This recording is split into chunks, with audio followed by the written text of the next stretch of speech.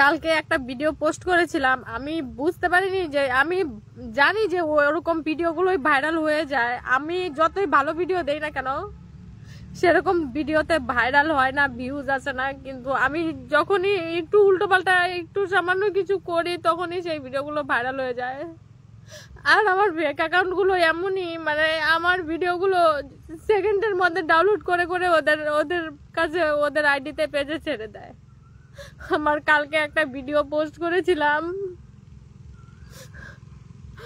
অন্যদের তুলনায় ওটা কোনো খারাপ ভিডিও না, কিন্তু আমি এরকম মতো ভিডিও করি না বলে ওটা আমার জন্য অনেক খারাপ। তো আমার ওই ভিডিওটার জন্য আমার এত কথা শুনতে হচ্ছে, এত প্রবলেম হচ্ছে, আমি বলে বোঝাতে পারবো না। আমি ফেক অ্যাকাউন্ট গুলো আমি হাত জোর করে বলছি যে আমার ওই ভিডিওটা ডিলিট করে দিতে। আমি ওই ভিডিওটাতে কালকে থেকে আমি ফেসবুক খুলতে পারছিলাম না, ফেসবুকটা বন্ধ হয়ে গেছিলো। কালকে সবারই ফেসবুক বন্ধ হয়ে গেছিলো, তো আমারও ফেসবুক বন্ধ হয়ে গেছিলো। আমার ফেসবুকের পাসওয়ার্ড ওটিপি আমি কিছু জানি না, আমার মোবাইল নাম্বার না আরেকজনের কাছে আমার ফেসবুক পাসওয়ার্ড সবকিছু থাকে। তো আজকে আমি একটু আগে ফেসবুকটা অন করেছি, অনটা করেই আমি ভিডিওটার সাথে সাথে ডিলিট করে দিয়েছি, কারণ ওই ভিডিওটার জন্য আমার অনেক প্রবলেম হচ্ছে।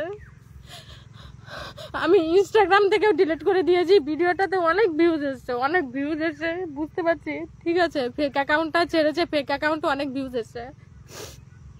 আমি ফেক অ্যাকাউন্টের কাছে আমি এটাই রিকোয়েস্ট করে বলছি, ভাই তুই যেমন করে হোক তুই ওই ভিডিওটা, তুই সব ভিডিও আমার পোস্ট করিস, ঠিক আছে, তুই এই ভিডিওটা আমার ডিলিট করে দে। আমার খুব প্রবলেম হচ্ছে, আমার ওই ভিডিওটার জন্য আমার কথা বলার মতো আমার ভাষা নেই। আমি লাইভে এসে কোনো দিন আমি এরকম কান্না করিনি, কিন্তু আমি আমি আমি বাগানে বসে আছি, বাড়িতে লোক আছে, আমি মন খুলে যে আমি মানে ভিডিও ক্যামেরার সামনে যে কিছু বলবো বা কিছু আমি সেটা পাচ্ছি না। কিন্তু আমি ওই ভিডিওটার জন্য যে আমার এত সমস্যা হয়ে যাবে আমি কোনোদিনও বুঝতে পারিনি।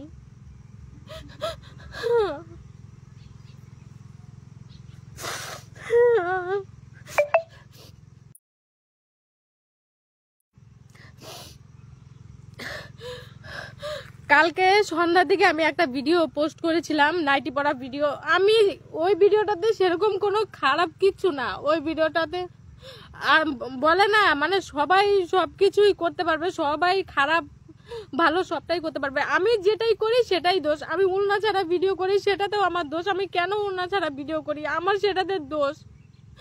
শাড়ি পর্যন্ত পরি না যে পেট দেখা যাবে বলে, আমি শাড়ি পর্যন্ত পরি না, আমি কুর্তি পরে থাকি, নাইটি পরে থাকি যাতে শরীর না দেখা যায়। কিন্তু উন্না নেই না, সেটাতেও আমার সমস্যা। আমি কেন উন্না ছাড়া ভিডিও করি? কালকে সেই ভিডিওটাতে একটু শুধু খারাপ একটু কথা ছিল, তো সেই ভিডিওটা আমি পোস্ট করেছিলাম ইনস্টাগ্রামে, ফেসবুকে, সব জায়গাতে ভিউজ এসে। তো ওই ভিডিওটার সাথে সাথে ফেক অ্যাকাউন্টগুলো তো আমার সব ভিডিও নিয়ে পোস্ট করে, তো ফেক অ্যাকাউন্ট ওই ভিডিওটাও পোস্ট করেছিল। পোস্ট করার পরে আমি তো কালকের থেকে মানে ফেসবুক অন করতে পারছি না, তো আজকে আমি ফেসবুকটা অন করেছি, অন করে আমি সাথে সাথে ডিলিট করে দিয়েছি, কারণ আমার সকাল থেকে আমি ওই ভিডিওটার জন্য অনেক কথা শুনছিলাম, মানে অনেক সমস্যা হয়ে গেছিল ওই ভিডিওটার জন্য। তো আমি এটাই বলবো, আমি রিকোয়েস্ট করে বলছি ওই ভিডিওটা প্লিজ ডিলিট করে দাও।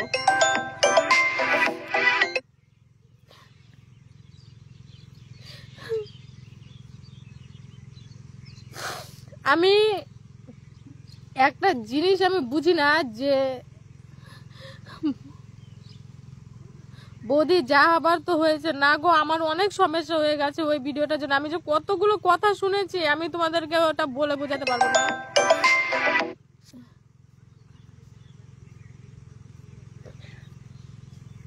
তো আমি হচ্ছে গিয়ে ওই ভিডিওটার জন্য আমি অনেক কথা শুনেছি, অনেক কিছুই হয়েছে আমার।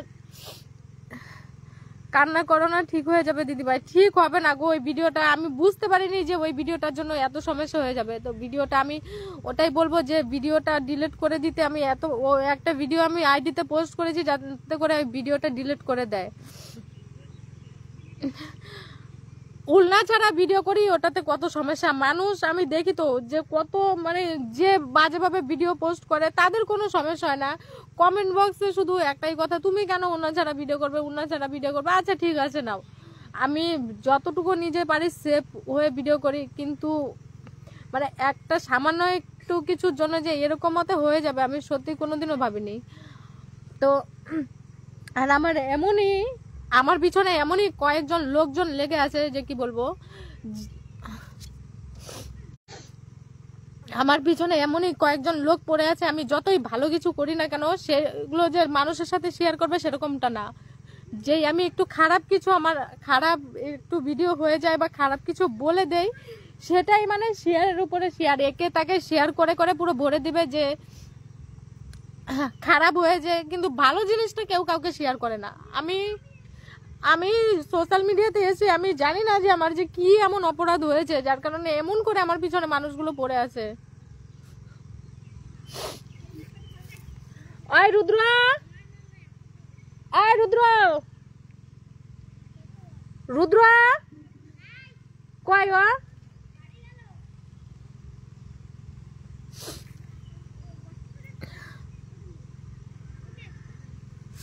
আমি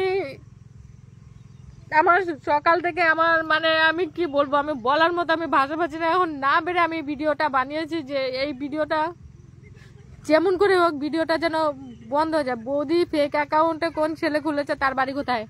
ছেলেটার বাড়ি হচ্ছে গিয়ে বাংলাদেশের রায়গঞ্জ না কি বলে একটা জায়গা আছে, সেই জায়গাতে।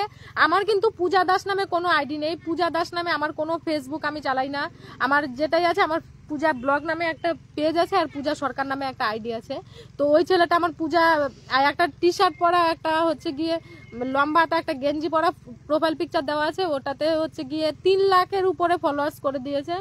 ওর প্রত্যেকটা ভিডিও, কোনো ভিডিও ছাড়ে না, ছাড়ার সাথে সাথে আমি ভিডিও ছাড়ার সাথে সাথে ও ভিডিও পোস্ট করে দেয়। ঠিক আছে, আমি তবু কিছু বলি না, কিন্তু মানে যেই ভিডিওটা দেখো, ভুল তো মানুষ মাত্রই হয়। আমি কিন্তু যেরকম ভিডিও আমি পোস্ট করি না, যাতে করে দেখো আমারও তো নিজস্ব লোক আছে, এরকম না যে আমার ফ্যামিলি নেই, আমাকেও কেউ ভালোবাসে না, আমার নিজস্ব কোনো লোক নেই ওরা ভিডিও দেখে না, সেরকম না, সবারই তো ফ্যামিলি আছে। তো আমি আমি যখন বুঝতে পারি যে এই ভিডিওটা দেওয়াটা ঠিক হবে না, আমি সাথে সাথে ডিলিট করে দেয়। কিন্তু ওরা মানে এমন সেকেন্ডের মধ্যে ভিডিওগুলো নিয়ে, মানে ওরা এটা দেখে না যে ও যখন এই ভিডিওটা ডিলিট করে দিয়েছে, আমারও এই ভিডিওটা রাখাটা দরকার না, নিশ্চয়ই কোনো কারণে ভিডিওটা ডিলিট করে দিয়েছে। কিন্তু ওরা এই ভিডিওগুলো এরকম মধ্যে ডিলিট করে না, যার জন্য আমার অনেক প্রবলেম হয়ে যায়। আমি আইডিতে পোস্ট করেছি, আইডিতে পোস্ট করে আমি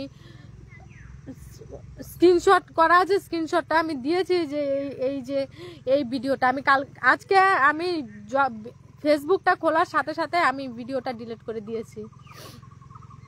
আমি মানে এটাই বুঝি না, মানুষ এত নোংরামো করে, এত খারাপ কিছু করে, তাদের কোনো সমস্যা না, আর আমি অনলাইন ছাড়া ভিডিও করি সেটাতেই এত সমস্যা।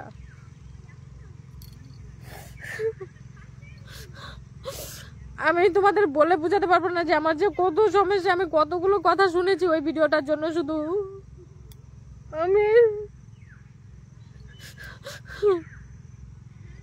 বৌদি ওই আইডিটার নাম কি আছে? ওই আইডিটার নাম হচ্ছে গিয়ে পূজা দাস নামে আছে ওই আইডিটা, পূজা দাস। ওর অনেক ভিউজ পায়, আমার থেকেও বেশি, আমি যেরকম ভিউজ পাই তার থেকে অনেক বেশি ভিউজ পায় ওই ছেলেটা। আমার সব প্রত্যেকটা ভিডিও, এমন কোনো ভিডিও বাদ নেই যে ও ভিডিও ছাড়ে না, প্রত্যেকটা ভিডিও নিয়ে নিয়ে ও ছেড়ে দেয়। আর হচ্ছে গিয়ে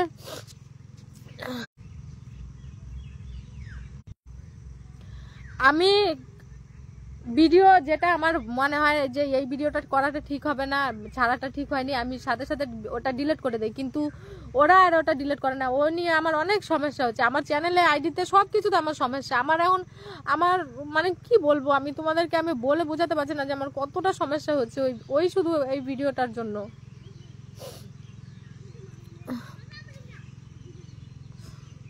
থাক, আমি লাইভটা কেটে দিচ্ছি। তোমরা ওই পূজা দাস নামে একটা আইডি আছে, ওইটা আমার আইডি না, পূজা দাস নামে তোমরা যদি দেখো ওই ফেসবুকটা, মানে ওখানে তোমাদের সেরকম রেসপন্স করার মতো কিছু নেই।